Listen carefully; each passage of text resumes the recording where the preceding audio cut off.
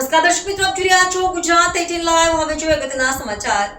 વડોદરા ફતેગંજમાં આઈ લવ India group દ્વારા શ્રીજીનું ભવ્ય સ્વાગત। વડોદરા શહેર ગણેશ મહોત્સવના રંગે રંગાઈ ગયું છે। જ્યાં જુઓ ત્યાં શ્રીજીની આગમન યાત્રાનો ઉત્સાહ જોવા મળી રહ્યો છે। ત્યારે ફતેગંજ વિસ્તારના જાણીતા અને પ્રખ્યાત આઈ લવ ઇન્ડિયા ગ્રુપ દ્વારા આયોજિત ગણેશજીના આગમન કાર્યક્રમમાં ગઈકાલે ભવ્યતા અને ભક્તિનો અનેરો સંગમ જોવા મળ્યો। આ યાત્રામાં મોટી સંખ્યામાં ગણેશ ભક્તો જોડાયા હતા અને ડીજેવીસી કિંગના તાલે ઝૂમ્યા હતા। વરસાદની હેલી હોવા છતાં ભક્તોનો ઉત્સાહ સહેજ પણ ઓછો થયો ન હતો। સૌ કોઈ મન મૂકીને આ ઉજવણીમાં સામેલ થયા હતા।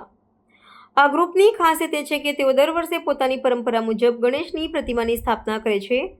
આ વર્ષે આગમન યાત્રામાં આદિવાસી નૃત્ય અને તિરંગા થીમ પર આકાશમાં બલૂન ઉડાડીને યાત્રાને વધુ આકર્ષક બનાવવામાં આવી હતી।